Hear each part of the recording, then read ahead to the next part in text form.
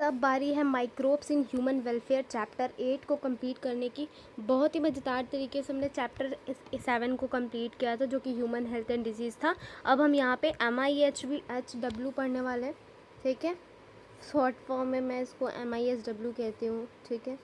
तो MISW को हम कंप्लीट करने वाले हैं। इसमें वही चीज़ है कि जो जो चैप्टर्स या टॉपिक हम कंप्लीट करेंगे उसके आगे टिक लगाते चलेंगे। सबसे पहले आप देख लेते हैं, beside microscopic plant and animal. अगर प्लांट एंड एनिमल्स के अलावा हम देखें तो माइक्रोब्स का भी हमारे मेजर रोल हो जाता है हमारे बायोलॉजिकल सिस्टम ऑफ अर्थ के लिए। बिल्कुल है बेले।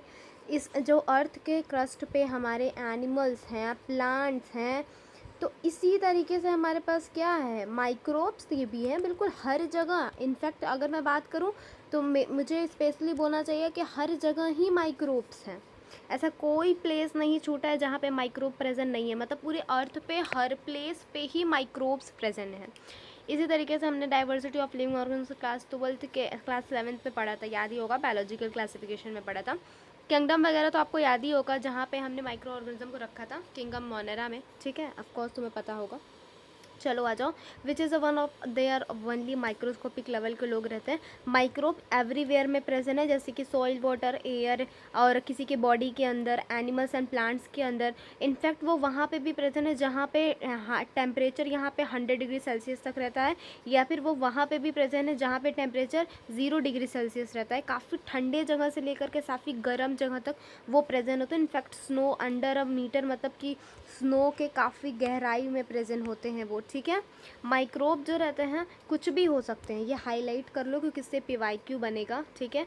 माइक्रोब बेसिकली कुछ भी हो सकते हैं, जैसे कि protozoans, bacteria, fungi, microorganic plants, animals and viruses, viroids भी यहाँ तक माइक्रो ऑर्गेनिजम्स में आते हैं। एंड जो हमारे पास ये दिख रहा है विरोइड जो रहते हैं ना, वो प्रायोन्स भी एंड ऑल्सो प्रायोन्स, ठीक है। ये चीज़ तुमको समझना है, ठीक है। ये क्या लिखा हुआ है वो सारी चीज़ें पहले अच्छे से तुमको समझा दूँ। बेसिकली यहाँ लिखा हुआ है कि जो माइक्रोब्स होते हैं वो बहुत तरीके के हो सकते हैं, जैसे protozoan, bacteria, fungi, microscopic animals and plant, viruses, viroids and also prions. अगर हम बात करें विरोइड और प्रायोन्स की स्पेशली, तो इनका जो ये क्या होते हैं, एक प्रोटीनियस इन्फेक्शन एजेंट्स होते हैं। कुछ वायरस हम फिगर 8.1 एंड 8.2 में भी देखेंगे, ठीक है। माइक्रोब्स जैसे कि बैक्टीरिया एंड कुछ फंजई, वो कहाँ ग्रो करते हैं, किस तरीके से ग्रो करते हैं, वो देखो। बैक्टीरिया एंड फंजई कॉलोनी फॉर्म, मतलब कि एक नहीं, कॉलोनी समझ रहे हो ना, एक घर प्रेजेंट होता है तो हम उसको घर बोलते हैं, लेकिन एक ही जगह पे अब अगर बहुत सारे, मैं घर बना रही हूँ, ये बहुत सारे घर अगर प्रेजेंट हैं तो ऑफकोर्स कॉलोनी बोलेंगे। तुम लोग भी किसी कॉलोनी में ही रहते होगे, तो एक से ज़्यादा क्या होता है, तो वही बोला बैक्टीरिया एंड फंजई कभी कभी क्या है, न्यूट्रिटिव मीडिया में ग्रो करते हैं एंड वो कॉलोनी बना लेते हैं, जिनको कि हम लोग, अब जब देखो एक बैक्टीरिया था तो हम इसको देखने में हमें प्रॉब्लम हो रही थी, लेकिन इसी जगह पे हमारे पास इतने सारे बैक्टीरिया अगर दिखेंगे, अगर हम ऐसे बात करें तो ऑफकोर्स हमें दिख रहा है अच्छे से, तो हम नेकेड आइज से भी देख सकते हैं। इस कल्चर का यूज़ कर करके हम माइक्रो ऑर्गेनिज्म के बारे में पढ़ सकते हैं। वही चीज़ है, देखो ये तुम्हारे पास बैक्टीरिया दिखाई दे रहा है, स्फेरिकल शेप का दिखाई दे रहा है, ठीक है। ये हमारा बैक्टीरियोफेज दिखाई दे रहा है, ठीक है। ये देखो कॉलोनी में दिखाई दे रहा है, ये दिख रहा है, ये हमारा फंगल का एसोसिएशन है पेट्री डिस्क पे। ये हमारे पास बैक्टीरिया का दिख रहा है, ये हमारे पास फंजई का दिख रहा है। आइए इसको लिख देते हैं बैक्टीरिया, ठीक है।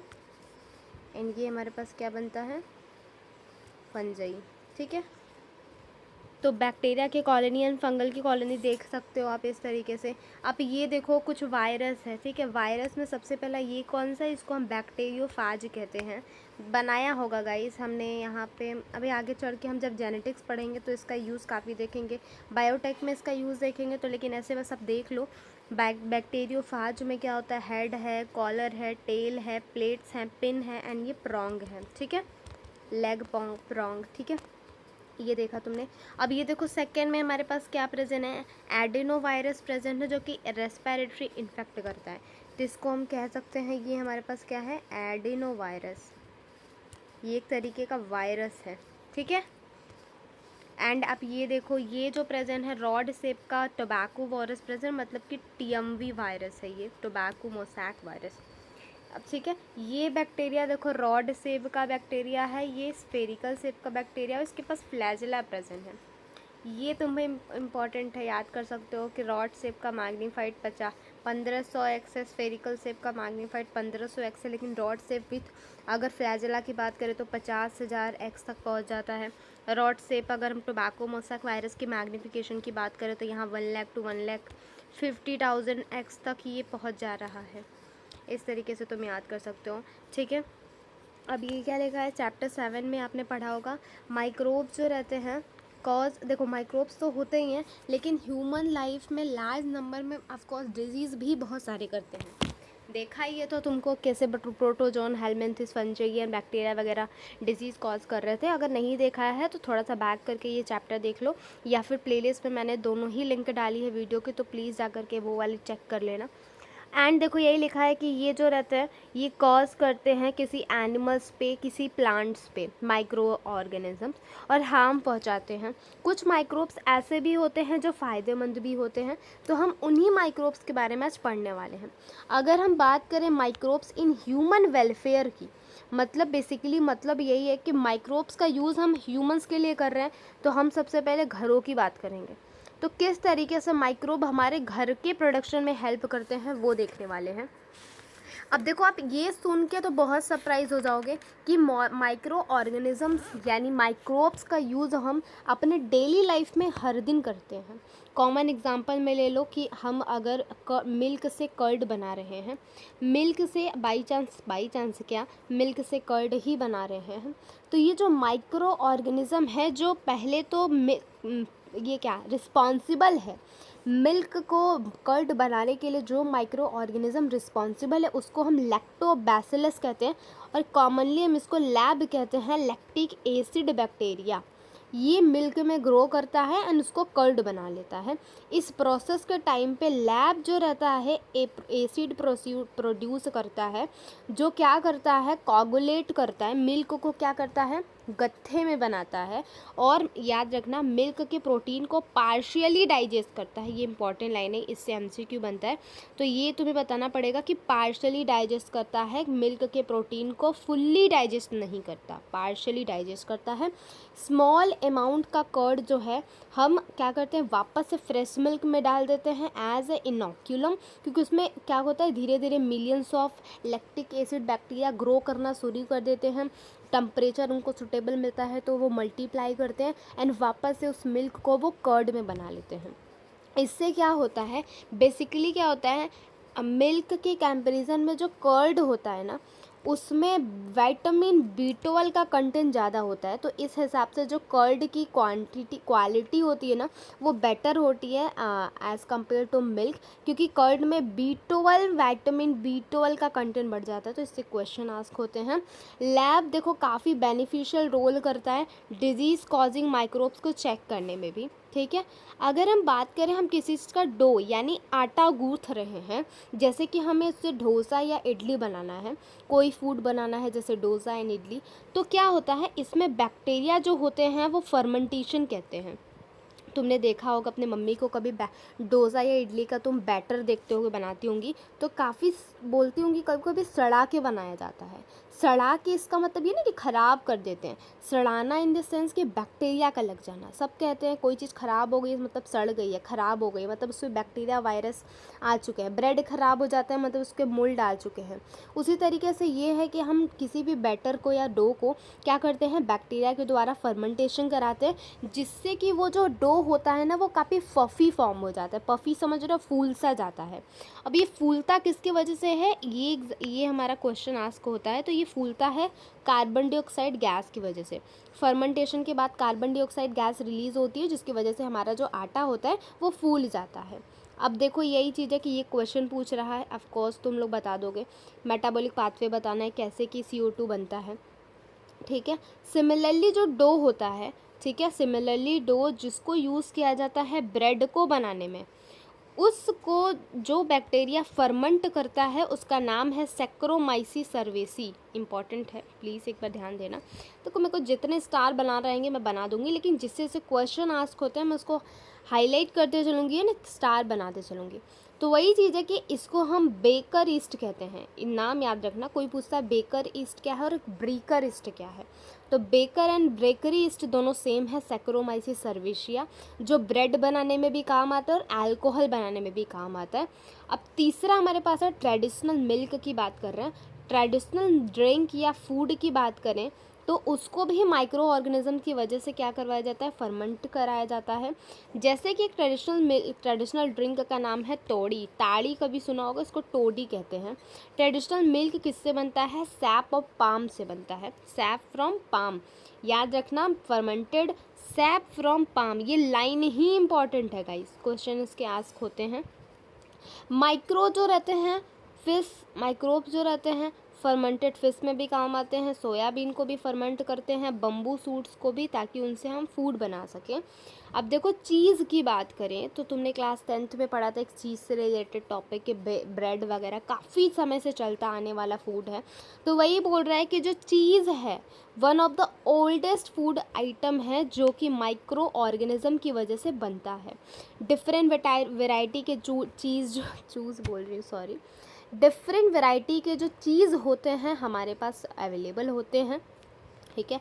आज के ज़माने में जब हम जान रहे हैं अलग अलग उनका टेक्स्ट होता है, टेक्सचर होता है, अलग अलग फ्लेवर होता है, टेस्ट होता है, एंड स्पेशली सबसे बड़ी बात ये है कि वो अलग अलग माइक्रोब के यूज्ड से भी बनते हैं। अगर एग्जांपल में हम स्विस चीज़ को लेते हैं गाइस, तो हमने टॉम एंड जेरी में स्विस चीज़ देखा होगा, ठीक है। बार बार जेरी जो होता है एक येलो कलर का चीज़ लेता है जिसके काफ़ी बड़े बड़े होल ऐसे बने होते हैं, काफ़ी बड़ा बड़ा इस पर होल होता है, इसको हम स्विस चीज़ कहते हैं। स्विस चीज़ में जो लार्ज अमाउंट में जो प्रोडक्शन होता है कार्बन डाइऑक्साइड का, मतलब जब फर्मेंटर होता है उस टाइम पे carbon dioxide as a gas बाहर निकलता है बैक्टीरिया के द्वारा, और फर्मेंट किया जाता है प्रोपियनियम बैक्टीरियम सिरमानी की वजह से, यही बैक्टीरिया का नाम है, तो इससे भी क्वेश्चन आंसर किए जाते हैं। प्रोपोनियम क्या लिखा है, प्रोपियोनी बैक्टीरियम शर्मानी। एक दूसरा नाम है रैक्की फोल्टाई चीज़, दूसरा चीज़ का नाम लिखा हुआ है। ये क्या करता है, are the ripened by growing. अब ये देखो याद रखना इंपॉर्टेंट लाइन है, अगर हम स्विस चीज़ की बात करते हैं तो इसको कराने के लिए ग्रो जो रहता है बैक्टीरिया काम आता है जिसका नाम है सैक्रोमाइसिस सर्वेसी।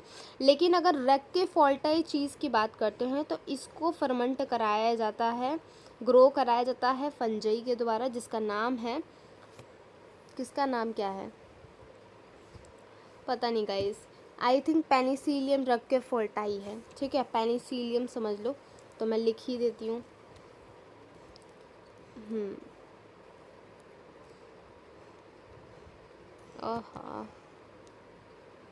पेनी सी बनने में भी प्रॉब्लम हो रही है गाइस, सीलियम रॉक्यू, वही चीज़ है, ROQ फोर्टाई, ठीक है। तो पेनिसिलियम रॉक्की फोर्टाई की वजह से हमारा ये बनता है, और ये फंजई को ग्रो करा के बनता है, याद रखना ये पॉइंट। अब देखो किस तरीके से हमने हाउस होल्ड की बात तो देख ली, किस तरीके से हम अपने घर पे यूज़ करते हैं किसका, क्वेश्चन का answer by the way easy है, ठीक है, अगर आ जाए तो ठीक है, नहीं तो मैं बता के जाऊँ, क्या बोलते हो। बेसिकली ये जो मेटाबॉलिक पाथवे होता है इसको हम सेलुलर रेस्पिरेशन कहते हैं, सेलुलर रेस्पिरेशन। होता क्या है, इसमें हम अल्कोहल लेते हैं प्लस में माल्टोज लेते हैं, इससे मिला के ग्लूकोज बनता है, और साथ में क्या होता है, ग्लूकोज से पायरुविक एसिड बनता है, पायरुविक एसिड से एथेनॉल बनता है, एथेनॉल के साथ साथ CO2 हमारा रिलीज़ होता है। तो इस तरीके से क्या होता है, बनता है। बाय द वे देखो कुछ समझ में लिखा हुआ नहीं आएगा, लेकिन जो मैं बोल रही हूँ वो तो ऑफकोर्स समझ में आना है। क्या मैंने बोला फिर से बोल दूँ, ये जो प्रोसेस है इसको सेलुलर रेस्पिरेशन कहते हैं। हम अल्कोहल के साथ साथ देखो अल्कोहल हमने लिया, उससे माल्टोज निकला, माल्टोज से हमें ग्लूकोज मिला, ग्लूकोज से हमें पायरुविक एसिड मिला, पायरुविक एसिड से हमें एथेनॉल मिला, और एथेनॉल के बाद क्या हुआ, CO2 रिलीज़ हो गया। तो वही चीज़ है कि यहाँ से CO2 रिलीज़ हुआ। अगर हम इंडस्ट्रियल प्रोडक्शन करवाएं किसी भी माइक्रोब का, तो इसमें आ जाता है कि हर एक इंडस्ट्री माइक्रो ऑर्गेनिज्म का यूज़ करके अपने प्रोडक्ट्स बनाती है। स्पेशली ह्यूमन बींग्स की बात करें, इसमें बीवरेजेस और एंटीबॉडी बनने के चांसेस बहुत ज़्यादा। एग्जांपल्स में ले लो, बीवरेजेस वही जहाँ पे अल्कोहल बनता है, तो अल्कोहल प्लस में हमारी दवाइयाँ, ये जो जितनी भी चीज़ें हैं ना बनने में जो है तो लार्ज अमाउंट में बनता है, तो इंडस्ट्रियल प्रोडक्शन कराना पड़ता है, बहुत सारे माइक्रोस को यूज़ करना पड़ता है, इंडस्ट्रियल स्केल पे कराना पड़ता है। तो उसके साथ साथ हमें बड़े बड़े बर्तन भी चाहिए जहाँ पे बना पाए। उन्हीं लार्ज वेसल्स या बर्तन को जहाँ पे इंडस्ट्रियल स्केल्स पे हमारा ये एंटीबॉडी या फिर बीवरेजेस बनते हैं, उसी को हम फर्मेंटर्स कहते हैं।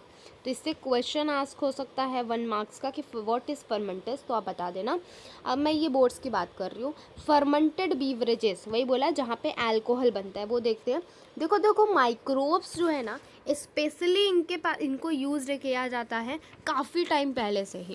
क्योंकि देखो जो बियर वगैरह अगर बात करें, हम बीवरेजेस में बात करें, तो काफ़ी लंबे टाइम से मतलब क्या होता है, इनको यूज़ किया जाता है, बिल्कुल यूज़ किया जाता है। ठीक है, देखो वही चीज़ है कि जैसे कि हम वाइन का प्रोडक्शन कराते हैं, बियर का प्रोडक्शन कराते हैं, विस्की बनाते हैं, ब्रांडी एंड रम वगैरह बनाते हैं। इन पर्पसेस के लिए हम ईस्ट का यूज़ करते हैं जिसका नाम है सैक्रोमाइसिस सर्वेसी। तो बेकर्स ईस्ट या ब्रीवर ईस्ट, ब्रीवर समझ रहे हो ना, देखो दोनों सेम ही चीज़ है। तुमने यहाँ पे पढ़ा था जहाँ पे लिखा था बेकर्स, वेर इज या हियर, यहाँ लिखा है तुम्हें बेकर ईस्ट, यहाँ लिखा है तुम्हारे पास बेकर ईस्ट। इसका भी नाम वही है सैक्रोमाइसिस सर्वेसी, लेकिन ये क्या है, ईस्ट है। वही चीज़ यहीं पे है, इसका नाम है ब्रीवर ईस्ट। इसमें भी वही चीज़ ईस्ट है, सैक्रोमाइसिस सर्वेसी। मतलब ये अल्कोहल बनाने में और साथ ही साथ क्या बनाने में, बताइए गाइस, केक वगैरह, पेस्ट्री वगैरह, ये सब बनाने में भी काम आता है। ठीक है, अब वही चीज़ है कि हम क्या करते हैं, इसमें fermenting malted cereals, fruit and juice का यूज़ भी करते हैं, जिसकी वजह से एथेनॉल बनता है। पता तो हो गई ना, अंगूर को सुखा के उसका भी अल्कोहल बनाते हैं। तो वही चीज़ है कि हम फ्रूट वगैरह को सुखा करके माल्टेड सीरियल्स का यूज़ करके ये काम करते हैं। ये क्वेश्चन है, उसका आंसर बता दिया था, इसका नहीं बताऊँगी। ठीक है, इसको तुमको अपने से करके आना है। Which result in production of ethanol by the east, तो बिल्कुल सही बात है, करता ही है। इसके हिसाब से क्या किया गया, हमने 2 पार्ट्स में डिवाइड किया। पहला ये जो कि डिस्टिलेशन की हेल्प से बनता है, दूसरा ये जो विदाउट डिस्टिलेशन की हेल्प से बनता है। ठीक है, अब जो डिस्टिलेशन के हेल्प से बनता है, अगर मैं हाईलाइट करने की कोशिश करूं, तो विद और विदाउट डिस्टिलेशन क्या है, अल्कोहल का फॉर्मेशन होता है। अगर विदाउट डिस्टिलेशन बन रहा है तो इसके एग्जांपल्स हैं वही whisky, brandy and rum. And मैंने कुछ गलत बोल दिया, सॉरी, विदाउट डिस्टिलेशन बन रहा है तो इसका एग्जांपल है वाइन एंड बियर। ठीक है, वाइन एंड बियर। लेकिन अगर विथ डिस्टिलेशन बन रहा है, देखो विथ डिस्टिलेशन, इसका एग्जांपल है विस्की, ब्रांडी एंड रम। मतलब 4 अंक वाले बिना किसी डिस्टिलेशन के बन रहे हैं, 3 और 5 अंक वाले जो है डिस्टिलेशन से मिलके बने हैं। ये मैंने ट्रिक याद की थी अपने टाइम पे कि देखो वाइन WI यानी 4 अंक हैं, बियर WBER 4 अंक के हैं। ये बिना किसी डिस्टिलेशन के बने हैं। लेकिन ये 5 अंक का ब्रांडी और 5 अंक का विस्की और 3 अंक का रम जो है डिस्टिलेशन के हेल्प से बना है। इसको इम्पॉर्टेंट है गाइस, हाईलाइट कर लेना क्योंकि इससे क्वेश्चन आस्क होते हैं। ठीक है, अब देखो हम एंटीबॉडी के बारे में पढ़ने जा रहे हैं। हमने पढ़ लिया कि कैसे अल्कोहल बनता है। अब एंटीबॉडी की बात करें तो एंटीबॉडी जो है ना, देखो मेरे 18 मिनट भी हुए हैं। हम बेसिकली कहाँ पे इस चैप्टर को 1 आवर में सोचेंगे कंप्लीट करने को, तो हम पोमोडोरो टाइम लगाते हैं। ठीक है, यहाँ पे 1 आवर का। एंटीबॉडी जो है ना बेसिकली लार्ज अमाउंट में प्रेजेंट होती है, और 20वीं सेंचुरी में एंटीबॉडी जो होता है वो क्या करवा दिया गया था, डिस्कवरी हुई थी। जब क्या होता है, वही चीज़ें, antibody produce by microbe are regarded as one of the most significant discovery of the 20वीं century and greatly contribute toward the welfare of the human society. वही एंटीबॉडी की जो खोज हुई थी ना, काफ़ी सिग्निफिकेंट थी, और 20वीं सेंचुरी में सबसे इम्पॉर्टेंट या सिग्निफिकेंट जो हमारी डिस्कवरी हुई थी, क्योंकि इसके बाद ना लोगों की डेथ कम हो गई थी। ठीक है। अब बेसिकली हम इस वर्ड की बात करें, एंटी और बायोटिक्स की बात करें, तो देखो एंटी का मतलब होता है, अगर मैं पेन का कलर बदलूँ तो एंटी का मतलब होता है अगेंस्ट और बायो का मतलब होता है लाइफ।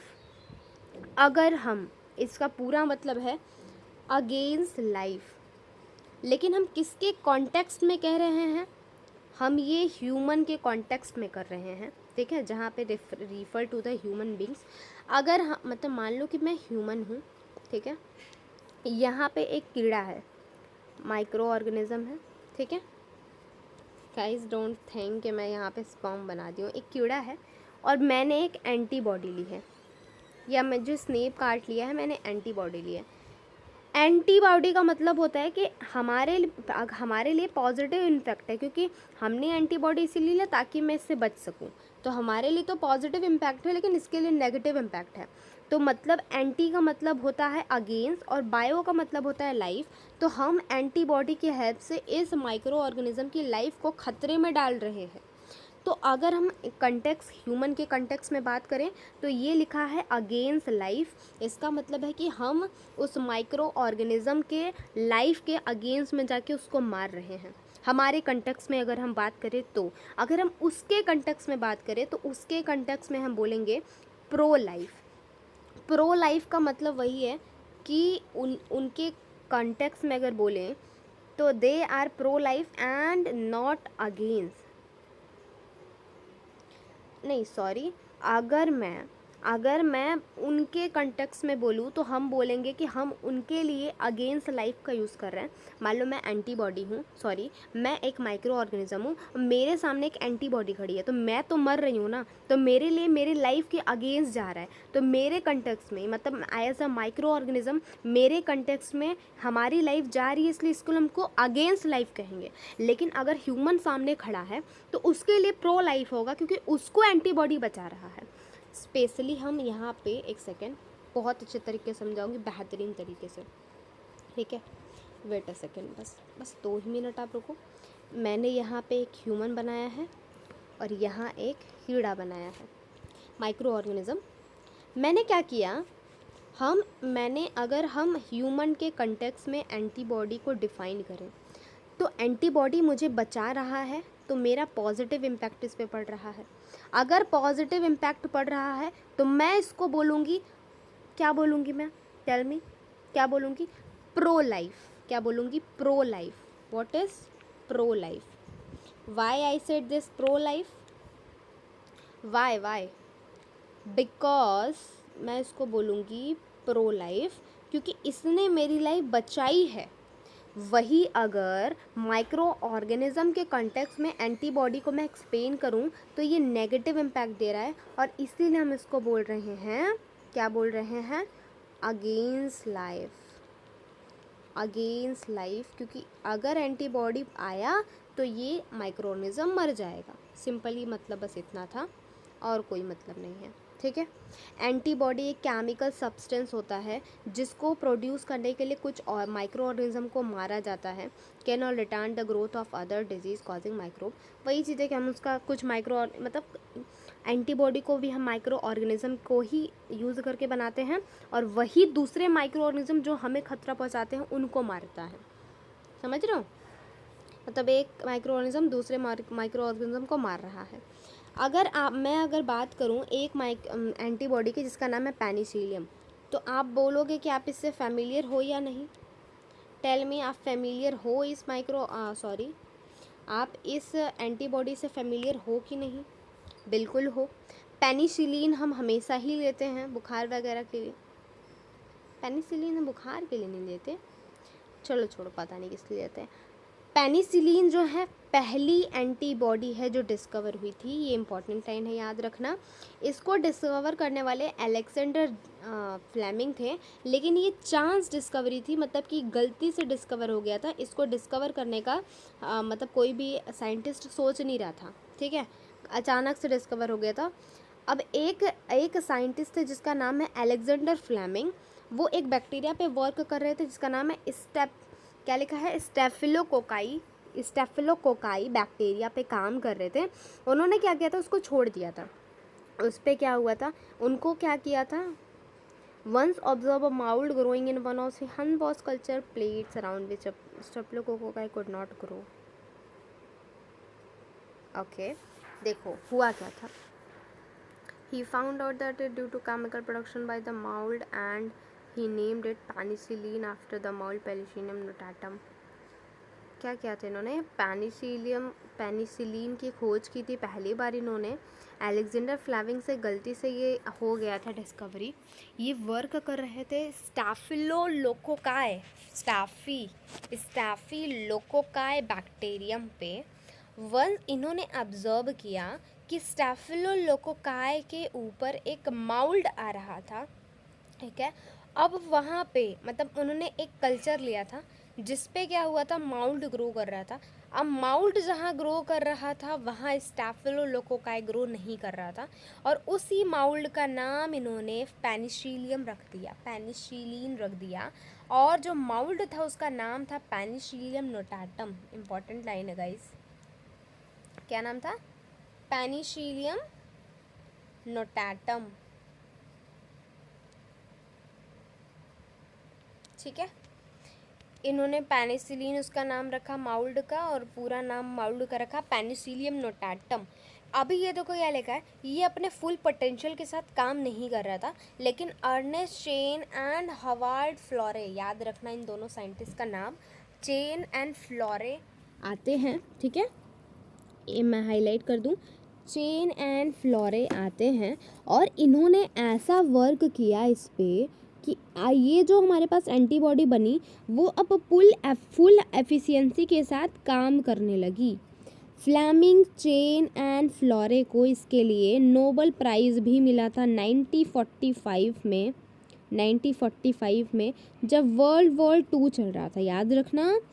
अब क्या होता है, एक एंटीबॉडी का ट्रीटमेंट मतलब ट्रीट किया गया था अमेरिकन सोल्जर पे, कौन से वॉर में, वर्ल्ड वॉर 2 पे।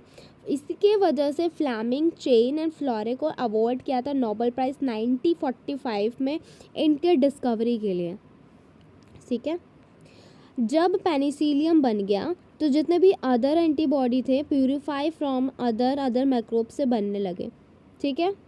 एंटीबॉडी क्या करता है, बहुत सारे ग्रेटली कैपेसिटी होती है कि बहुत सारे डेडली डिजीज़ को सही कर सकता है, जैसे कि plague, whooping cough, diphtheria, leprosy and kill millions all over the globe. Today we can't imagine कि हमारे लाइफ जो है बिना किसी एंटीबॉडी के कैसे हो सकती है। अब हम chemical enzymes and other bio active molecule की बात करते हैं। देखो जरा हमने कंप्लीट कितना कर लिया गाइस, हमने हाउस होल्ड प्रोडक्शन कंप्लीट किया है, ठीक है। रेड कलर से करते हैं, ये कंप्लीट कर लिया इंडस्ट्रियल प्रोडक्शन कवर के लिए। अब हमें सीवेज ट्रीटमेंट में जाना है, उससे पहले हम कुछ केमिकल्स एंड एंजाइम्स के बारे में पढ़ेंगे।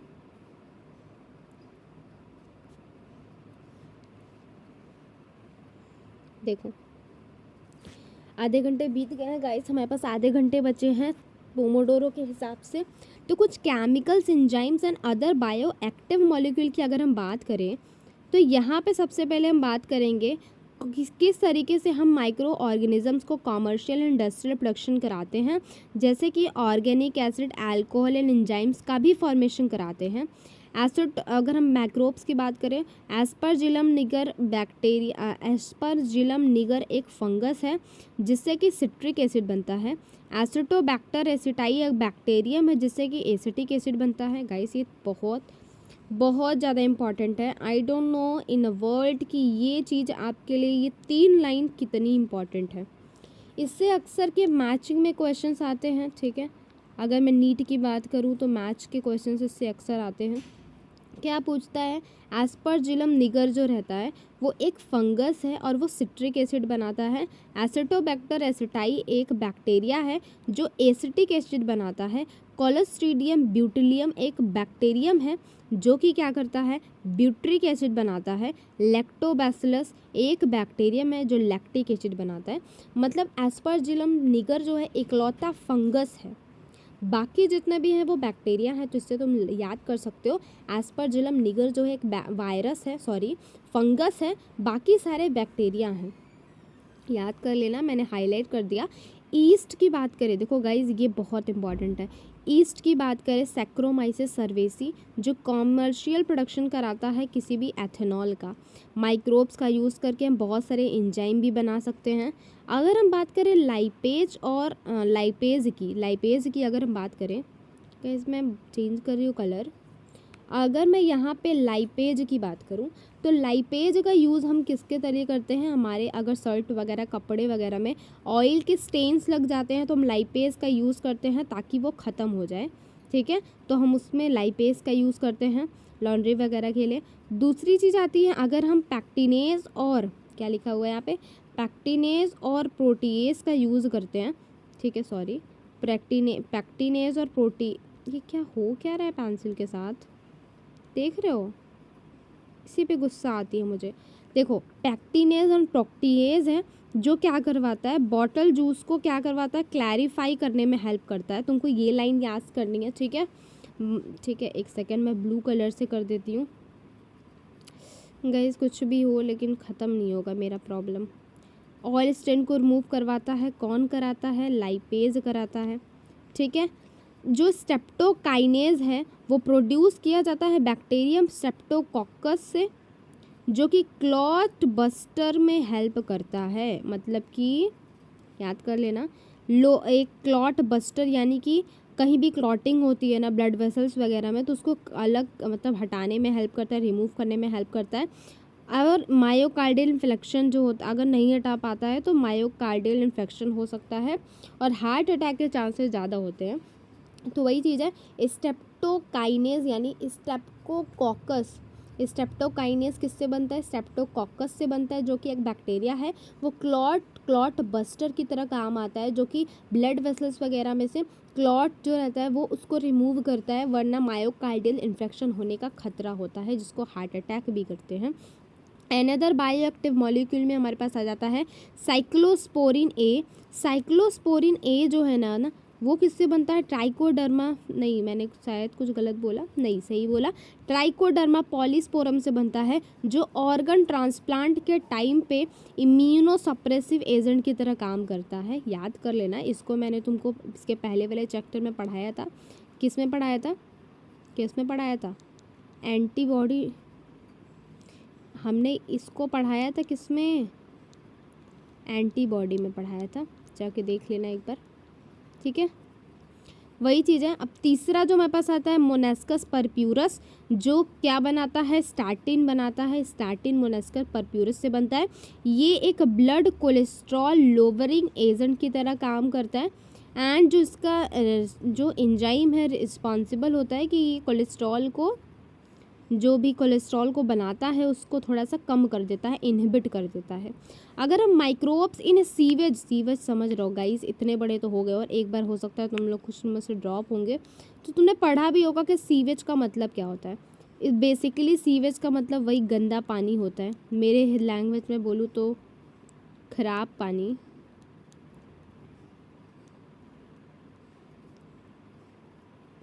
खराब पानी नहीं बोल सकते, ख़राब कोई चीज़ है तो उसको सीवेज ट्रीटमेंट कहते हैं। बेसिकली जो हमारे पास सीवेज ट्रीटमेंट में होता है वो ह्यूमन के एक्सक्रीटा होते हैं, तो ये अंडरलाइन कर लेना कि ह्यूमन के एक्सक्रीटा ही बेसिकली होते हैं। म्युनिसिपल्स वाटर वेस्ट को ही हम सीवेज कहते हैं, ये लाइन अंडरलाइन कर लेना। इसमें बहुत ज़्यादा अमाउंट में ऑर्गेनिक मैटर्स एंड माइक्रोब्स होते हैं।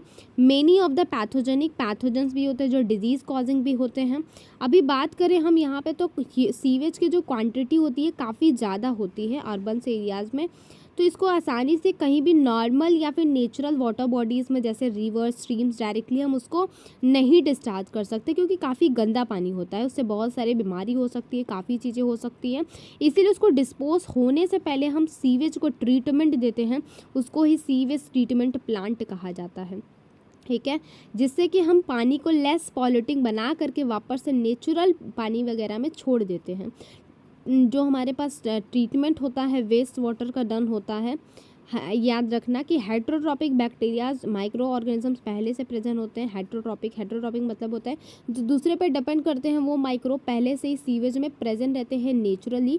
ये ट्रीटमेंट करते हैं दो तरीके से। सबसे पहला हमारे पास ट्रीटमेंट होता है प्राइमरी ट्रीटमेंट से, दूसरा बायोलॉजिकल ट्रीटमेंट या सेकेंडरी ट्रीटमेंट से होता है। दोनों ही इंपॉर्टेंट है। सबसे पहले अगर हम बात करें यहाँ पे प्राइमरी ट्रीटमेंट की, तो प्राइमरी ट्रीटमेंट एक ऐसा ट्रीटमेंट होता है जिसमें पहले आता है, प्राइमरी ट्रीटमेंट में भी दो चीज़ें आते हैं। पहला हमारे पास फ्रेगमेंटेशन आता है, फिल्ट्रेशन बोल सकते हो या फ्रेगमेंटेशन कह सकते हो, एंड दूसरा हमारा सेडिमेंटेशन आता है। फ्रेगमेंटेशन या फिल्ट्रेशन में ऐसा होता है कि मान लो कि ये हमारे पास पानी है, ठीक है, गंदा पानी है, काफ़ी गंदा पानी है। गंदे पानी के ऊपर काफ़ी सारे पत्थर हैं, पत्थर तो नीचे चले जाएंगे, प्लास्टिक है, रैपर्स हैं, ये सारी चीज़ें, और अंदर गंदे पानी के अंदर काफ़ी सारा क्या है, मिट्टी है, धूल है, साथ ही साथ काफ़ी सारी गिट्टी हैं, ठीक है। इस तरीके से पानी के अंदर प्रेजेंट है। तो बाहर जो प्रेजेंट है पानी के सरफेस पे, इसको हम क्या कहते हैं, पन्नी वगैरह हो गया, कागज़ वगैरह हो गया, ठीक है। इसको रिमूव करना है तो हाथ से इसको बाहर निकाल देते हैं सारे को, इसीलिए हम इसका नाम क्या रखते हैं, फिल्ट्रेशन। याद रखना कि हम क्या करते हैं, पानी से अगर ऊपर वाले भाग को अगर रिमूव करा रहे हैं, ऊपर वाले भाग की गंदगी को रिमूव करा रहे हैं, उसको हम फिल्ट्रेशन कहते हैं। एंड नीचे वाले जो गिट्टी वगैरह उसको जब हम बाहर निकालते हैं तो उसको हम सेडिमेंटेशन कहते हैं। समझ गए? ठीक है, समझ गए आप लोग। बाय द वे होशियार तो हो ही, पता है गाइस, पता है। चलो आ जाओ, हमने यही देखा कि क्या होता है, फिजिकली तरीके से हम क्या करते हैं, रिमूव कराते हैं large and small from the sewage particle. इसमें क्या होता है, पहला स्टेज आता है जिसमें कि फ्लोटिंग डेब्रिस जो रहता है ऊपर का, उसको सीक्वेंस तरीके से हम उसको रिमूव कराते हैं, और लास्ट में हमारे पास सॉइल या पैबल से ग्रीट बनते हैं, उसको रिमूव करने के लिए हम सेडिमेंटेशन का यूज़ करते हैं। जितने भी सॉलिड होते हैं नीचे सेटल हो जाते हैं, जिनको हम प्राइमरी स्लज कहते हैं। अगर मैं इसको बना के बता दूं तो कोई दिक्कत, ये पानी है, पानी के ऊपर सारी गंदगी थी और नीचे भी गंदगी थी, हमने ऊपर वाले को भी निकाल दिया फिल्ट्रेशन की हेल्प से, नीचे वाले को निकाल दिया सेडिमेंटेशन की हेल्प से। बचा हुआ पानी बचा हमारे पास, जो कि हमने बीकर में ले लिया। इस बचे हुए पानी में काफ़ी सारे कण भी हैं, जो कण लास्ट में क्या होते हैं, घूमते करते क्या होते हैं, नीचे सेटल हो जाते हैं। ये जो कण नीचे सेटल हुए हैं, इनको हम प्राइमरी स्लज का नाम देते हैं, ठीक है, प्राइमरी स्लज का नाम देते हैं। ये क्या करते हैं, कुछ टाइम बाद एक होल करके या बीकर से दूसरे नॉर्मल बीकर में इसी इफ्लुएट जो निकालते हैं उसको हम इफ्लुएट कहते हैं, इसी इन्फ्लुएंट को दूसरे बीकर में ट्रांसफ़र कर देते हैं, ठीक है। इतनी चीज़ समझ में, इतने प्राइमरी ट्रीटमेंट में हम करते हैं। अब जिसमें ट्रांसफ़र करते हैं प्राइमरी सेप्टिक टैंक से, उसको हम सेकेंडरी ट्रीटमेंट के लिए ले जाते हैं। सेकेंडरी ट्रीटमेंट या बायोलॉजिकल ट्रीटमेंट में ऐसा होता है कि हाँ, ये जो हमारे पास ट्रीटमेंट है इसको पूरा ढके रहते हैं, लेकिन थोड़ा सा एयर आने जाने का जगह होता है। ये एयर आने जाने का जगह जो रहता है ना, यहाँ से एयर आता है और इसमें क्या होता है ना, ऑक्सीजन से ग्रो होने वाले एयर आ रहा है तो ऑफकोर्स ऑक्सीजन भी आएगा। तो जो हमारे पास इफ्लुएंट या फिर नीचे वाला जो प्राइमरी स्लज था वो बैठा था, वो धीरे धीरे ग्रो करने लगता है, ठीक है। यहाँ पे क्या मतलब ऑक्सीजन की हेल्प से क्या होता है, एरोबिक माइक्रोब जो रहते हैं वो ग्रो करने लगते हैं। समझ गए ना, समझ गए। यहाँ पे पहले से जो हमने क्या किया था, फिर से बताऊँ नहीं तो तुम पगला जाओगे, डोंट वरी, फिर से बता देती हूँ। पहले क्या हुआ था, हमने पानी लिया था, पानी के ऊपर काफ़ी सारे प्लास्टिक वगैरह प्रेजेंट थे, उसको मैंने रिमूव कर दिया फिल्ट्रेशन की हेल्प से। नीचे काफ़ी सारे मिट्टी एंड पेबल्स थे, इसको भी रिमूव कर दिया मैंने सेडिमेंटेशन की हेल्प से। अब जो बचा हुआ पानी था, इसमें काफ़ी सारे कण थे छोटे छोटे, वो हमने बीकर में डाला पानी को, तो वो नीचे इकट्ठा हो गए। जो नीचे इकट्ठा हो गए, इन्हीं को हम कहते हैं प्राइमरी स्लज। ये जो प्राइमरी स्लज है ना, इसको अब हमने क्या किया, दूसरे हमारे पास डाला बीकर में, ठीक है। जिस बीकर में हमने प्राइमरी स्लज को डाला या इफ्लुएंट को डाला, उसका पूरा फोर्सल बंद था, बल्कि छोटा सा पोर्शन बाकी था जिसमें कि एयर अंदर आ सकती थी। एयर जैसे से अंदर आई थी वैसे वैसे यहाँ का जो भी एरोबिक माइक्रोब था वो ग्रो कर रहा था, और जैसे जैसे वो ग्रो कर रहा था ना, अब वहाँ पे क्या हुआ था ना, कुछ बैक्टीरियाज में के थे और कुछ फंजई भी थे। जब यहाँ पे कुछ बैक्टीरिया एंड फंजई मिले तो यहाँ पे एक चीज़ ग्रो हुआ जिसको हमने कहा फ्लॉक्स। क्या कहा, फ्लॉक। फ्लॉक क्या होता है, फ्लॉक जो रहता है मासेस रहता है बैक्टीरिया का, और एसोसिएशन ऑफ फंगल एसोसिएशन, वही चीज़ मैंने बताया, बैक्टीरिया का क्या रहता है, मास रहता है, और फंगस का फिलामेंट रहता है, जिसकी वजह से इस मैस लाइक स्ट्रक्चर बन पाता है। जैसे जैसे ये लोग ग्रो करते हैं, अब माइक्रोब्स को कुछ खाने के लिए चाहिए होता है, जो कि कैसा था, एरोबिक था, मतलब कि ऑक्सीजन के प्रेजेंट में उसको कुछ खाना होता है। जैसे जैसे वो मतलब पानी का ही कुछ ऑर्गेनिक मैटर तो उसको ही खा जा रहा था। खाते खाते खाते एक टाइम ऐसा आया जिसमें कि बीओडी जो होती है वो कम हो गई। बीओडी का मतलब होता है biochemical oxygen demand. Biochemical oxygen demand अगर ज़्यादा होता है तो मतलब कि पॉल्यूशन जो होता है वो काफ़ी ज़्यादा होता है। पॉल्यूशन अगर ज़्यादा है तो बीओडी भी काफ़ी ज़्यादा होगा। लेकिन अगर हमें पॉल्यूशन को कम करना है तो बीओडी भी हमें कम करना पड़ेगा। जैसे जैसे ऑक्सीजन की कमी होगी वैसे वैसे हमें पता चल जाएगा, अगर ऑक्सीजन जो हमारे पास ऑक्सीजन वाले माइक्रोब हैं, अगर वो बार बार ढेर सारा ऑक्सीजन ले लेके करके क्या है, खाना खाते जा रहे हैं, तो हमें पता है कि जो जो हमारे पास पानी है वो साफ़ नहीं है। लेकिन जैसे ही जो माइक्रोब हैं अब उन्हें खाना नहीं मिल पा रहा है, क्योंकि ऊपर से क्या हो रहा है, सारे तो उन्होंने खा चुके हैं, अब क्या हो रहा है, कोई ऑक्सीजन आ ही नहीं रहा है, तो नया नया नया बनेगा कैसे। वो जितने भी थे उन्होंने ऑर्गेनिक मैटर को खा लिया, अब सिर्फ क्या बचे, वही ऑक्सीजनेटेड वाले माइक्रोब बचे। वही ये पूरा डायग्राम में वही लिखा हुआ है। इनडायरेक्टली अगर बीओडी को मेज़र कर रहे हैं पानी में, तो बीओडी अगर पानी में ज़्यादा है, क्या लिखा है, बीओडी अगर पानी में ज़्यादा है तो यहाँ पे पॉल्यूशन भी ज़्यादा ही होगा। ये इंपॉर्टेंट लाइन है, याद कर लेना। बीओडी अगर सीवेज ट्रीटमेंट प्लांट का कम हो जाता है तो हमें पता चलता है कि हमारा जो पानी है वो भी साफ़ हो गया है। अब ये जो बैक्टीरिया थे ना, ये इफ्लुएंट बचा था, अब इसको हमने टैंक में डाला जिसका नाम है एक्टिवेशन टैंक। उसको एरिएशन टैंक बोला था, इसको हम एक्टिवेशन टैंक कहते हैं, एक्टिवेशन स्लज कहते हैं। इस एक्टिवेटेड स्लज को वापस से स्मॉल अमाउंट में हम दोबारा से एरिएशन टैंक में डाल देते हैं एज ए इनोक्यूलम, ठीक है। अब जो बचा हुआ मेजर पार्ट्स होता है स्लज का, उसको लार्ज टैंक में डालते हैं जिसका नाम है एनएरोबिक स्लज डाइजेस्टर। ये एनएरोबिक स्लज डाइजेस्टर में जब हम ऑक्सीजनेटेड बैक्टीरिया डालते हैं, ये तो पूरा बंद है, तो इसके बाद इसमें क्या होता है, एनएरोबिक जो बैक्टीरिया माइक्रोब्स होते हैं वो क्या करते हैं, एरोबिक वाले को खा जाते हैं। जैसे जैसे वो लोग खा जाते हैं वैसे वैसे पूरा जो रहता है पानी साफ़ हो जाता है, उसमें जो और ऑक्सीजन रिलेटेड जितने भी माइक्रोब थे वो मर जाते हैं। अब वापस हम क्या करते हैं, उसको जो रहते हैं एयर प्रोवाइड कर देते हैं, और एयर होने की वजह से जो एनारोबिक वाले बैक्टीरिया होते हैं ना, माइक्रो ऑर्गेनिज्म, वो मर जाते हैं। डाइजेस्ट कर देता है बैक्टीरिया और फंजाई को स्लज में ही। डाइजेशन के टाइम पे कुछ बैक्टीरिया क्या करते हैं, बहुत सारे मिक्सचर ऑफ गैसेस जैसे कि methane, hydrosulphide and carbon dioxide, मतलब कि यहाँ पे मेथ लिखा है CH4 H2S एंड CO2, कुछ ऐसे गैस जो रहते हैं जब वो होता है वो रिलीज़ होते हैं, ठीक है। और उन्हीं गैस का यूज़ करके हम बायोगैस बनाते हैं, ठीक है, जो घर घर जाता है, एनर्जी का सोर्स होता है, उसको जलाया जा सकता है। अब जो इफ्लुएंट होता है उसका सेकेंडरी ट्रीटमेंट करने के बाद क्या होता है, वापस से नेचुरल वाटर जैसे रिवर, स्ट्रीम वगैरह हम उसको छोड़ देना चाहिए, और हम छोड़ भी देते हैं, ठीक है। अप्रिशिएट करना चाहिए कि किस तरीके से माइक्रोब मेजर रोल प्ले करते हैं, ताकि हमें क्या मिले, एक साफ़ पानी मिले, वरना बाकी गैलन्स में गंदे गंदे पानी होते हैं, उन पानी को ऐसे ही फेंका जाए तो ग्लोबली हमें बहुत हार्म पहुंचेगा, ठीक है। तो इसी तरीके से हुआ, तो इस तरीके से। लेकिन अगर हम बात करें अर्बन एरिया का, तो धीरे धीरे अर्बन एरिया बढ़ता जा रहा है, और सीवेज भी उसी तरीके से लार्ज क्वांटिटी में बढ़ता जा रहा है। तो सीवेज ट्रीटमेंट प्लांट जो रहता है, enough to treat a such large quantity, बहुत लार्ज क्वांटिटी में हम सीवेज ट्रीटमेंट प्लांट नहीं कर पाते।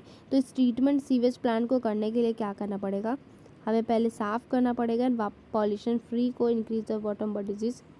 सो the untreated sewage is often discharge directly into river lead to, अच्छा मतलब इतना ज़्यादा सीवेज हो जा रहा है कि लोग उसको हैंडल नहीं कर पा रहे, इसीलिए वो लोग पानी में डायरेक्टली ही छोड़ देते हैं। उसकी वजह से एन borne disease, water borne disease भी हो जाती है, एंड पॉल्यूशन वगैरह भी हो जाता है।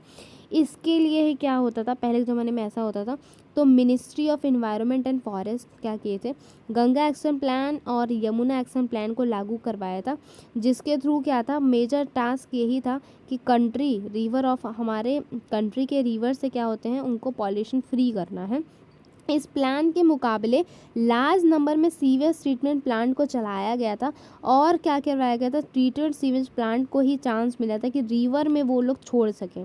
सीवेज ट्रीटमेंट प्लांट अगर आपके पास है तो प्लीज़ आप जाकर के चेक करना, काफ़ी इंटरेस्टिंग जगह है। अगर हम बात करें बायोगैस की, तो जैसा हमने बोला था, जब एनारोबिक बैक्टीरिया एरोबिक बैक्टीरिया को खाता है तो उस टाइम पे क्या होता है, काफ़ी सारे गैस रिलीज होते हैं, जैसे methane, carbon monoxides and hydrogen sulphate बोल सकते हो, और कार्बन मोनोऑक्साइड बोल सकते हो, या डाइऑक्साइड भी होता है। ठीक है, बायोलॉजिकली बहुत सारे गैसेस का मिक्सचर, जैसे कि जिसमें सबसे ज़्यादा क्या होता है, मीथेन होता है, याद रखना। माइक्रोब एक्टिविटी होती है एंड वो जो रहता है फ्यूल की तरह भी यूज़ किया जाता है। डिफरेंट टाइप के गैसेस निकलते हैं, एंड टू एंड प्रोडक्ट में सबसे ज़्यादा क्या निकलता है, हमारे पास क्या निकलता है, carbon dioxide, H2 and H2S निकलता है। The type of gases produce depend upon the microbe and organic substance they utilise. और कौन सा गैस निकलेगा वो डिपेंड करता है कि कौन सा माइक्रो ऑर्गेनिज्म है और किस तरीके से वो उस चीज़ का यूटिलाइज़ किया है। एग्जाम्पल में अगर ले लें तो seated in the relation of fermentation of dough, cheese making and production of beverages, इन सब में मेन गैस CO2 ही रिलीज होती है। कुछ सर्टेन बैक्टीरियाज में क्या करते हैं, ग्रो करवाते हैं एनारोबिकली और cellulolytic material produce large amount of methane along with the CO2। जो बैक्टीरिया जो रहते हैं मीथेन निकालते हैं उसको मिथेनोजोन कहते हैं, याद कर लो। And one of the such bacteria जिसको मिथेनोबैक्टीरियम कहते हैं। ये जो बैक्टीरिया होते हैं कॉमनली कैसे होते हैं, एनारोबिक स्लज में मिलते हैं सीवेज ट्रीटमेंट प्लांट में। ये जो बैक्टीरिया होते हैं ह्यूमन में भी मिलते हैं, मतलब स्टमक का पार्ट, मतलब कैटल के स्टमक का पार्ट होता है तो ह्यूमन में भी मिलते हैं। Cellulolytic material present in a food of cattle is, अब देखो होता क्या है, उनके ही ह्यूमन में या फिर उनके ही ह्यूमन मतलब समझ स्टमक का एक पार्ट होता है, कैटल के ह्यूमन में क्यों मिलता है, ये क्वेश्चन आस्क किया जा सकता है। तो कैटल के रुमेन में इसीलिए मिलता है क्योंकि उनके जो खाना होता है उनमें सेलुलोज प्रेजेंट होता है। तो जो मिथेनोबैक्टीरियम होते हैं वो सेलुलोज को डाइजेस्ट कर पाते हैं, इसीलिए वहाँ पे प्रेजेंट होता है। ह्यूमन ये जो बैक्टीरिया होते हैं सेलुलोज को तोड़ देते हैं और न्यूट्रिशन सेल को न्यूट्रिशन प्रोवाइड करते हैं, इसीलिए। एक्सक्रीटा जैसे डंक कैटल का हम यहाँ पे कॉमनली इसको यूज़ करते हैं, जिसको गोबर भी कहा जाता है। ये मिथेनोजन बैक्टीरिया में काफ़ी रिच होता है। डंक यानी कि गोबर जो रहते हैं जनरेशन मतलब अब उस गोबर गैस से ही हम क्या कर सकते हैं, बायोगैस भी जनरेट कर सकते हैं, जिसको हम गोबर गैस कहते हैं। ये बायोलॉजिकली हम क्या करते हैं, एक द बायोगैस प्लांट में क्या होता है, सबसे ज़्यादा एक बड़ा सा टैंक लेते हैं जिसका जो फिट होता है 10 से 15 डीप होता है, कंक्रीट टैंक लेते हैं जिसमें बायो वेस्ट को कलेक्ट कर लेते हैं और उसकी एक स्लरी बना देते हैं जिसमें कि डंक वगैरह सब रहता है। उसके ऊपर क्या होता है, एक सेकेंड गाइस, ठीक है, स्लरी बना लेते हैं, उसके फ्लोटिंग कवर एक उसके ऊपर घूमता रहता है ओवर द स्लरी के ऊपर, और जैसे वहाँ से गैस रिलीज होता है वो जो ढक्कन होता है ना थोड़ा थोड़ा ऊपर जाने लगता है। ये जो बायोगैस प्लांट्स होता है इसका एक आउटलेट भी होता है जहाँ से जो ये पाइप रहती है घर घर में कनेक्ट होती है जहाँ पे गैस रिलीज होता है। ये जो बचा हुआ स्लरी होता है उसको हम अनदर आउटलेट से निकाल देते हैं जो एज अ फर्टिलाइज़र काम आता है। और कैटल्स के डंग जो रहते हैं लार्ज क्वांटिटी में जो होता है रूरल एरिया में ही दिखाई देते हैं, इसीलिए वहाँ पे बायोगैस के नंबर हमें ज़्यादा देखने को मिलते हैं। बायोगैस प्लांट जो रहते हैं रूरल एरिया में ज़्यादा होते हैं। बायोगैस को क्या करते हैं, कुकिंग एंड लाइटनिंग में भी हेल्प करते हैं। पिक्चर ऑफ आपको दिखाई दे रहा है। सबसे पहला देखो ये हमारे पास गैस होल्डर है, कार्बन देखो मीथेन, कार्बन डाइऑक्साइड और यहाँ पे H2S भी होता है। तो इसका यूज़ हम कुकिंग और लाइटिंग में भी करते हैं, ठीक है। वही दिख रहा है तुमको, ये चीज़ दिखाई दे रही है गैस होल्डर, ये गैस को होल्ड करने के लिए होता है। ये पहला आउटलेट है जो कि गैस जो रहता है घर घर पहुंचाता है। डंक एंड वाटर का यूज़ करते हैं यहाँ पे। ये हमारा स्लज है जो बाद में जो स्लरी निकलती है, सेकेंड आउटलेट है हमारा यहाँ पे। ये हमारे पास डाइजेस्टर है, ठीक है। जो टेक्नोलॉजी हमारे बायोगैस की डेवलप्ड की गई थी इंडिया में ही, मेनली जो उसका इसको एफर्ट मारा गया था IARI और यहाँ पे खादी एंड इंडियन कमीशन के हेल्प से, याद रखना इन दोनों को, IARI और KVIC। ये जो अगर स्कूल्स में अगर आपके अगर कहीं लोकेटेड तो आप लोग जाकर के देख सकते हो। बायो कंट्रोल एजेंट्स की तरह भी हमारा क्या होता है, माइक्रोब जो रहता है काम आता है।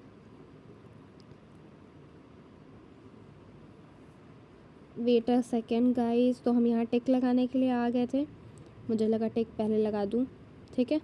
अब यहाँ पे हमने बायोगैस को भी पढ़ लिया, हमें हमारे पास क्या बचा है, 2 पॉइंट्स बचे हैं,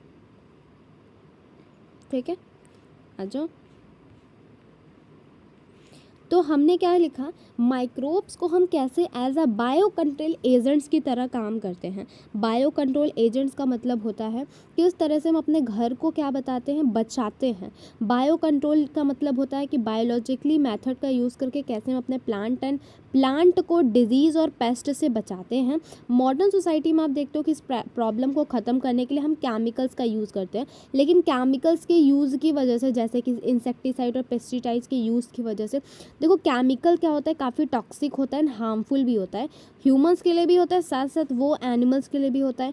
एंड क्या होता है, हमारे इन्वायरमेंट को भी पॉल्यूट करता है, जैसे सॉइल को, हमारे ग्राउंड को, वाटर को, फ्रूट्स को, वेजिटेबल को एंड क्रॉप प्लांट्स को भी। तो सॉइल इसकी वजह से क्या होता है, पॉल्यूटेड होने की वजह से तो होता है प्रॉब्लम, ठीक है। जैसे मान लो कि हम वीड को रिमूव करने के लिए वीडीसाइड का यूज़ करते हैं। तो अब आजकल मॉडर्न डे में तो यही होता है कि सब लोग क्या करता है, केमिकल्स का यूज़ करके चाहता है हर चीज़ कंप्लीट करना है, लेकिन केमिकल का यूज़ करने से वो ऑर्गेनिज्म, वो माइक्रोब भी ख़त्म हो जाते हैं जो हमारे फील्ड को नहीं हार्म पहुंचा रहे थे, ठीक है। बेसिकली बायोलॉजिकल कंट्रोल अगर हम पेस्ट और डिजीज़ को कम करने के लिए करें, इन द सेंस कि हमारे प्लांट पे कोई पेस्ट ना आ पाए या डिजीज़ ना आए। तो एग्रीकल्चर में अगर हम बात करें तो एक तो हमारे पास बायोलॉजिकल मेथड होता है, दूसरा हमारा केमिकल मेथड होता है। पहले के लोग बायोलॉजिकल मेथड करते थे यूज़, लेकिन बायोलॉजिकल मेथड में क्या होता है, हमारी जो प्रोडक्टिविटी होती है वो कम होती है, लेकिन केमिकल मेथड में क्या होता है, प्रोडक्टिविटी ज़्यादा होती है लेकिन क्वालिटी कम होती है। और बायोलॉजिकल में हमारी क्वालिटी कम होती है लेकिन क्वालिटी कम होती है, ऑफकोर्स नहीं गलत बोल दिया, क्वालिटी बहुत बेटर होती है लेकिन क्वांटिटी कम होती है, समझ रहे हो। एक बार फिर रिपीट कर दूं, दो हमारे पास मेथड्स होते हैं, पहला बायोलॉजिकल मेथड, दूसरा हमारे पास केमिकल मेथड। जो केमिकल मेथड होता है उसमें जो क्वालिटी होती है ना वो फर्स्ट क्लास होती है लेकिन क्वांटिटी कम होती है। केमिकल मेथड्स में क्या होता है, क्वालिटी जो रहती है काफ़ी बेकार होती है लेकिन क्वांटिटी ज़्यादा होती है, ठीक है। तो ये आप पे चूज़ करता है, हमारे फार्मर्स पे चूज़ करता है कि वो कौन सा मेथड को यूज़ करना चाहते हैं। एग्रीकल्चर्स में आप देखते हो हम किस तरीके से हम पेस्ट को कंट्रोल करने के लिए नेचुरल इज़ दैट रिलीफ और natural predator rather than their introduce chemical, हम क्या करते हैं, नेचुरल प्रेडेटर का यूज़ नहीं करते कि पेस्ट वगैरह कम हो, हम सीधे क्या करते हैं, केमिकल इंट्रोड्यूस करवा देते हैं। इसकी वजह से क्या होता है, बेसिकली अगर उसके अलावा की बात करें तो ऑर्गेनिक फार्मिंग की, तो ऑर्गेनिक फार्मर्स भी कुछ ऐसे होते हैं जो रिमूव करते हैं, ठीक है।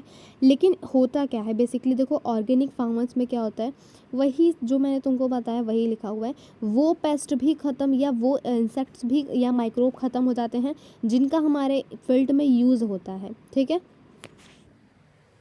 जिनका फील्ड में हमारे यूज़ होता है वो माइक्रोब्स भी ख़त्म हो जाते हैं, किसकी वजह से, केमिकल्स की वजह से, ठीक है। क्या लिखा वहाँ पे, अ की brief of an organic farmers is that biodiversity further helps. वही एक की ब्रीफ होता है कि ऑर्गेनिक फार्मर्स जो रहते हैं अगर वो कर रहे हैं तो बायोडाइवर्सिटी में हमारा ग्रो दिखाई देता है एंड वो काफ़ी हेल्दी भी होता है। The more variety a landscape has the more sustainable it is. Landscape का मतलब वही होता है कि अगर हम हर फील्ड में, जैसे एक फील्ड में बार बार अलग अलग क्रॉप्स उगाएं तो हमारी जो प्रोडक्टिविटी होती है उस खेत की बदल जाती है, ठीक है। जो ऑर्गेनिक फार्मर्स होते हैं work to create a system where the insects that are sometimes called the pests are not eradicated but instead are kept at a manageable level by a complex system of check and balance within a living and vibrant ecosystem। वही चीज़ है कि अगर हम chemical वगैरह का use करते हैं, paste वगैरह का यूज़ करते हैं तो मान लो जिस हमें अगर वीड रिमूव करना है तो वो तो नहीं रिमूव होता, उसके जगह पे कुछ ऐसे माइक्रोब्स या कुछ ऐसी चीज़ें वहाँ से रिमूव हो जाती हैं जिसके थ्रू क्या होता है, वाइब्रेट हो जाता है एंड क्या होता है काफ़ी सारे चेंजेस हमें देखने को मिलते हैं। कॉन्ट्रैक्टेड टू क्या लिखा हुआ है, मतलब हम डिफरेंस नहीं पता कर पाते कि अब ऑफकोर्स वीडीसाइड का यूज़ कर रहे हो, देखो वीडीसाइड का यूज़ कर रहे हो, वीडी यूज़ कर रहा है, लेकिन अगर कोई मान लो अदर केमिकल्स का यूज़ करते हैं तो वो कौन सी चीज़ को ख़त्म कर रहा है हमें नहीं पता चलता, किसी भी चीज़ को वो ख़त्म कर देता है, ठीक है। इस तरीके से हमें सही तरीके से देखना पड़ता है। वही लिखा हुआ है कि यहाँ पे केमिकल मेथड से यूज़फुल एंड हार्मफुल दोनों की लाइफ खतरे में ख़त्म हो जाती है।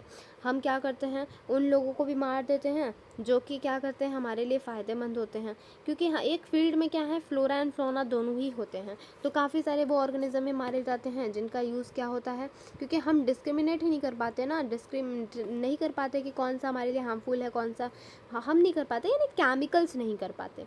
ऑर्गेनिक फार्मर्स में ऐसा नहीं होता। ऑर्गेनिक फार्मर्स में वही मतलब पेस्ट का यूज़ करते नहीं हैं, तो जिस भी चीज़ का हमें जिसको रिमूव करना पड़ता है ऐसी वही रिमूव होता है। फॉर क्या लिखा हुआ है यहाँ पे, for without that benefit predator and parasite. वही चीज़ होता है कि मान लो कोई हमारे पास एक फील्ड होता है, हमें मान लो कि मान लो बीटल्स आ रहे हैं, तो बीटल्स को मारने के लिए हम क्या करते हैं, बीटल्स को मारने के लिए हम क्या करते हैं, मान लीजिए बीटल्स को मारने के लिए हम एफिड्स ला दिए, एफिड्स समझ रहे हो ना, एफिड्स ला दिए, तो उसके थ्रू सिर्फ एफिड्स ही मरेंगे, क्योंकि प्रेडेटर उसका वही है, प्रे वही है उसका, ठीक है। इस तरीके से होता है। टॉक्सिक केमिकल्स का यूज़ करते हैं तो काफ़ी मतलब हमारा ही लॉस होता है। एंड पैटर्न वही चीज़ है, आप पढ़ लेना एक बार। ये देखो इंपॉर्टेंट लाइन है, जो क्या कहते हैं, आप काफ़ी फैमिलियर हो गए बीटल से जिस पे रेड एंड वाइट मार्क होते हैं, और उनको हम लेडी बर्ड के नाम से जानते हैं।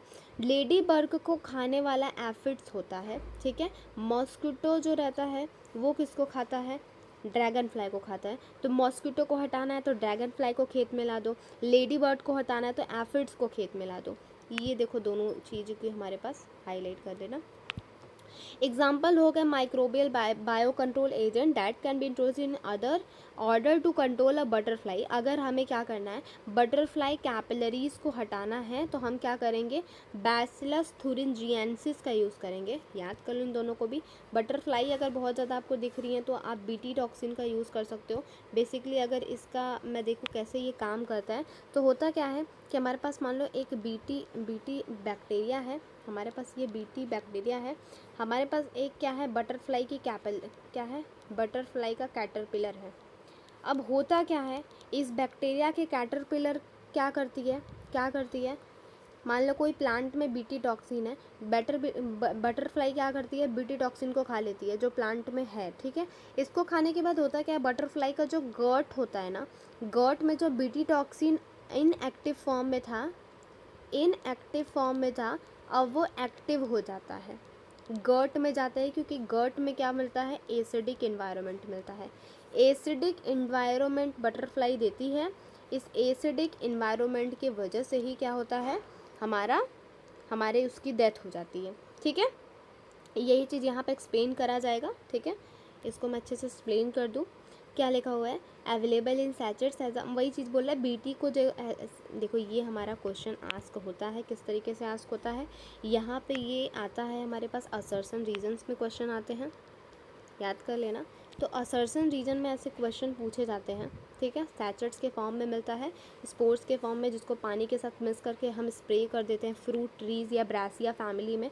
तो जैसे ही वो जो हमारे पास मतलब हमारे पास बटरफ्लाई होती हैं, वो उसको खाती हैं इस इंसेक्ट को, insect larvae, where these are eaten by the insect larvae, मतलब इंसेक्ट लार्वा के द्वारा बीटी टॉक्सिन को खाया जाता है। लार्वा के गट में वही घुसता है बैक्टीरिया जो टॉक्सिक नेचर का होता है, कुछ टॉक्सिन को रिलीज़ करवाता है।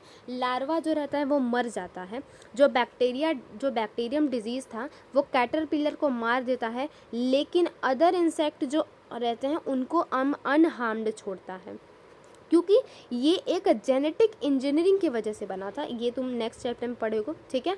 वही चीज़ लेकर साइंटिफिकली इसको बीटी टॉक्सिन को कई प्लांट्स और कई एनिमल्स वगैरह में भी डाला गया था, ठीक है। जैसे कि बीटी कॉटन बनाया गया था, बीटी कॉटन को अगर कोई भी इंसेक्ट काट रहा है तो वो मर जाता है, ठीक है, उसी तरीके से बनाया गया था। बायोलॉजिकल कंट्रोल्स में ये ट्राइकोडर्मा आप ये देख लेना, ट्राइकोडर्मा एक ऐसी स्पीसीज़ है, फ्री लिविंग है ये, ठीक है। क्या लिखा है, biological control being developed for use in the treatment of plant disease in fungal trichoderma. हम काफ़ी क्या करते हैं, एक मान लो कि एक फंगस है ट्राइकोडर्मा। ट्राइकोडर्मा एक स्पीसीज़ है जो फ्री लिविंग फंजाई है, वो काफ़ी कॉमन होती है रूट इकोसिस्टम की, इफ़ेक्टिव होता है, ठीक है, इफ़ेक्टिव होता है। देखो रूट पे क्या होता है, एक हमारे पास प्लांट है, प्लांट के रूप में यही ट्राइकोडर्मा जो रहता है बैठ जाता है, फ्री लिविंग रहता है। अब कोई इंसेक्ट इस प्लांट के रूट को मारना चाहता है तो ये नहीं मारने देता, ये पैथोजन क्या होता है वहीं रुक जाता है, काफ़ी इफेक्टिव माना जाता है। फिर आता है हमारे पास बैक्यूलोवायरस। बैक्यूलोवायरस एक पैथोजन है, बैक्यूलोवायरस हमारा एक पैथोजन है जो एक इंसेक्ट पे अटैक करता है, कुछ इंसेक्ट पे एंड कुछ आर्थ्रोपोड्स पे अटैक करता है। मेजॉरिटी ऑफ द बैसिलोवायरस जो रहते हैं जीनस क्या कहते हैं, जीनस न्यूक्लियो पॉलीहेड्रो वायरस से बिलोंग करते हैं। Majority of baculovirus genus nucleopolyhedrovirus से बिलोंग करते हैं। ये स्पेसीज स्पेसिफिक होते हैं, नैरो स्पेक्ट्रम होते हैं, इंसेक्टिसाइडल एप्लीकेशंस इसमें बहुत होते हैं, तो ये इससे क्वेश्चन आ सकता है, ठीक है। ये जो रहते हैं नेगेटिव इम्पैक्ट किसी प्लांट या animals, mammals, birds, fish, non target insect पे नहीं पड़ने देते। स्पेशली क्या करते हैं, बेनिफिशियल जो प्लांट्स होते हैं उनको कंजर्व करने का काम भी करते हैं, इसीलिए इनको क्या कहते हैं पेस्ट मैनेजमेंट प्रोग्राम में भी रखा गया था। Microbes as a bio fertiliser, समझ रहे हो कि अपनी प्रोडक्टिविटी को कैसे बढ़ाएं, उसको तो क्या कर रहे थे हम बचा रहे थे, अब हम इसे बढ़ाना चाहते हैं। विथ और प्रेजेंट डे, हमारे प्रेजेंट डे में लाइफ स्टाइल्स में इन्वायरमेंटल पॉल्यूशन काफ़ी देखने को मिल रहा है, मेजर कंसर्न बन जाता है, क्योंकि हम काफ़ी सारे केमिकल फर्टिलाइजर्स का यूज़ करते हैं जिसकी वजह से हमारी प्रोडक्टिविटी तो बढ़ जाती है, हमारी डिमांड जितनी एग्रीकल्चर की वो तो बढ़ जाती है, लेकिन क्वालिटी काफ़ी ख़राब होती चली जा रही है, ठीक है। तो नाउ हमें रियलाइज़ होता है इस प्रॉब्लम को ख़त्म करने के लिए, पहले के लोग तो क्या करते थे, ऑर्गेनिक फार्मिंग करते थे और वहाँ पे बायो फर्टिलाइज़र्स का यूज़ करते थे। तो बेसिकली यहाँ पे भी हम बायो फर्टिलाइज़र्स का यूज़ करेंगे और अपनी क्वालिटी जो होती है अपने सॉइल की उसको अच्छा बनाने वाले। मेन सोर्स जो रहता है बायो फर्टिलाइज़र का, यहाँ पे 3 तरीके का सोर्स पढ़ेंगे, बैक्टीरिया, फंजाई एंड साइनोबैक्टीरिया। ये क्वेश्चन आस्क होते हैं, MCQ में रट लेना। देखो पहला हमारे पास क्या है, बैक्टीरियम। बैक्टीरियम में हम क्या करते हैं, एक हमारे पास बैक्टीरिया है जो लेग्यूमिनस प्लांट से जुड़ जाता है, ठीक है, फंगस के साथ एसोसिएट करता है और राइजोबियम बनाता है। ये जो होते हैं ना, ये एटमॉस्फेरिक नाइट्रोजन को फिक्स करते हैं ऑर्गेनिक फॉर्म में, और क्या करते हैं प्लांट को न्यूट्रिएंट्स भी प्रोवाइड करते हैं। अदर बैक्टीरिया जो रहते हैं नाइट्रोजन को फिक्स करते हैं, फ्री लिविंग होते हैं सॉइल्स में, जिसका नाम है एजोटोस्पिरिलम एजोटोबैक्टीरियम, जो नाइट्रोजन के कंटेंट को सॉइल में बढ़ा देते हैं। दूसरा आता है फंजाई के बारे में। फंजाई क्या करता है, सिम्बायोटिक एसोसिएशन करता है प्लांट के रूट के साथ और बनाता है माइकोराइजा। प्लीज़ ये इंपॉर्टेंट लाइन है, रट लेना, ठीक है। माइकोराइजा बनाता है, जो मेंबर होता है मेनली जो माइकोराइजा या फिर हम फंगई के मेंबर की बात करें तो ये ग्लोमस मेंबर का होता है, जो कि क्या बनाता है, माइकोराइजा बनाता है। फंगस क्या करते हैं, एसोसिएट करते हैं और यहाँ पे ये फॉस्फोरस को एब्जॉर्ब करने का काम करता है, ठीक है। और रूट बर्न पैथोजन से भी ये बचाता है, काफ़ी सैलिनिटी को टॉलरेट करता है, सूखा होने से बचाता है, ओवरऑल प्लांट की ग्रो करवाता है और डेवलपमेंट कराता है। एडवांटेज ये है कि इसको फंजाई को क्या मिलता है, एक रास्ता, फंजाई को क्या होता है, शेल्टर मिल जाता है एंड खाना वगैरह भी मिल जाता है, ठीक है। साइनोबैक्टीरिया और जो प्लांट रहता है उसको प्रोडक्शन मिल जाती है। साइनोबैक्टीरिया का अगर हम बात करें तो साइनोबैक्टीरिया एक ऑटोट्रॉपिक माइक्रोब होता है जिसको ब्लू ग्रीन एल्गी के नाम से भी जाना जाता है। ये भी क्या करता है, नाइट्रोजन ही फिक्स करता है। एग्जाम्पल में हम ले ले तो एनाबेना नॉस्टॉक ऑसिलेटोरिया, ठीक है। ये बेसिकली इसका एग्जाम्पल, सबसे इंपॉर्टेंट एग्जाम्पल मैं पिंक कलर से हाईलाइट कर रही हूँ। पैडी फील्ड में साइनोबैक्टीरिया जो रहता है बहुत ज़्यादा सीवियर सर्व करता है। बायो फर्टिलाइज़र इंपॉर्टेंट है, इससे MCQ में क्वेश्चंस आते हैं। ब्लू ग्रीन एल्गी एक ऑर्गेनिक मैटर होता है जो सॉइल में क्या करता है, फर्टिलिटी को बढ़ाता है। हमारी कंट्री में लार्ज नंबर में क्या होता है, बायो फर्टिलाइज़र का यूज़ किया जाता है। Commercially markets and farmers use करते हैं इसका और अपनी फील्ड की प्रोडक्टिविटी को काफ़ी बढ़ाते हैं instead of depend of a chemicals, chemicals fertiliser का यूज़ जितना कम होगा उतना हमारे लिए बेटर होगा। समरी की बात करें तो माइक्रोब्स जो रहते हैं काफ़ी इंपॉर्टेंट कंपोनेंट होते हैं हमारे लाइफ या फिर पूरे अर्थ के लिए। जितने भी माइक्रोब्स होते हैं सारे पैथोजेनिक यानी कि हार्मफुल नहीं होते। कुछ ऐसे भी होते हैं जो कि हमारे यूज़फुल में भी आते हैं, यूज़फुल होते हैं, ठीक है। हमारा माइक्रोब्स हम यूज़ करते हैं माइक्रोबली, हम जैसे कि बैक्टीरिया लैब का यूज़ करते हैं मिल्क को कन्वर्ट करने में, कर्ड में। डो में क्या होता है, और डो में क्या होता है, CO2 रिलीज़ होता है। डो बनाने के बाद हम ब्रेड बनाते हैं तो ईस्ट के द्वारा उसको फर्मेंट करते हैं सैक्रोमाइसिस सर्विसेज के द्वारा। कुछ डिशेज जैसे कि इडली एंड डोसा बनाते हैं तो उसके में डो जो रहते हैं वो भी माइक्रोब्स के द्वारा ही फर्मेंट होते हैं। बैक्टीरिया एंड फंजाई जो रहता है इंपॉर्टेंट पार्टिकुलर टेक्सचर होता है, टेस्ट एंड फ्लेवर चीज़ में लेकर के आता है। माइक्रोब्स का यूज़ हम इंडस्ट्रियल रूप में भी करते हैं जैसे lactic acid, acetic acid, alcohol का, जिसकी वजह से इंडस्ट्री रूप में भी हमारे इंडस्ट्री समझ रहे हो ना, बहुत लार्ज अमाउंट में बढ़ाना। एंटीबॉडी जैसे पेनिसिलियम जो रहती है उसको भी माइक्रोब्स की हेल्प से बनाया गया था। इसमें क्या हुआ था, इसको हम क्या करते हैं इसको देखो माइक्रोब्स के हेल्थ पे बनाया गया था और साथ ही साथ हार्मफुल माइक्रोब्स को ख़त्म करने के लिए इसका यूज़ भी किया जाता है। एंटीबायोटिक्स जो रहते हैं मेजर रोल निभाते हैं। जैसे ये देखो इंपॉर्टेंट लाइन है, ठीक है, ये वैसे हमने पढ़ा था। मेनली एंटीबॉडी का यूज़ करके हम कुछ डिजीज़ जैसे डिप्थीरिया, वोपिंग कॉफ एंड लेप्थेरिया, निमोनिया वगैरह को भी ख़त्म कर सकते हैं, ठीक है। मोर 100 ऑफ ईयर्स में माइक्रोब्स को क्या कहते हैं सीवेज ट्रीटमेंट में भी यूज़ किया जाता है, वेस्ट वाटर को सही करने में भी यूज़ किया जाता है, ठीक है। पानी को हम रिसाइकल कर लेते हैं। मिथेनोजन जो रहते हैं वो मिथेनोजन जो रहते हैं मीथेन प्रोड्यूस करते हैं जो बायोगैस में काम में आता है। बायोगैस जो रहता है क्या करता है, रूरल एरिया में एनर्जी होता है, किसी भी सोर्स होता है किसी भी एनर्जी का, मतलब खाना बनाने वगैरह में, कुकिंग में, लाइटनिंग में। माइक्रोब्स जो रहते हैं क्या करते हैं, किल कर सकते हैं हार्मफुल पेस्ट को भी, जिसको बायो कंट्रोल कहा जाता है। ये हमारा एक डेफिनेशन तैयार हो जाता है कि माइक्रोब वही होता है सॉरी, माइक्रोब्स क्या करते हैं, हार्मफुल पेस्ट को किल करते हैं, जिसको बायो कंट्रोल भी कहते हैं। बायो कंट्रोल क्या करता है, हैवी टॉक्सिक और पेस्टिसाइड को यूज़ करने से मना करता है और पेस्ट को कंट्रोल में रखता है। इन दिनों में क्या होता है, हम बायो फर्टिलाइजर्स का यूज़ ज़्यादा कर रहे हैं in place of a chemical fertiliser, ताकि जो होते हैं डाइवर्स हम ह्यूमन बींग्स में मतलब काफ़ी अच्छा प्रोडक्टिविटी बने। It is clear from the diverse uses human beings have put microbe to while they play a important role in welfare of human society। वही ह्यूमन सोसाइटी में काफ़ी सारा रोल है। बाय द वे हमने यहाँ पे biology in human welfare का दोनों चैप्टर को कंप्लीट कर लिया है, ठीक है।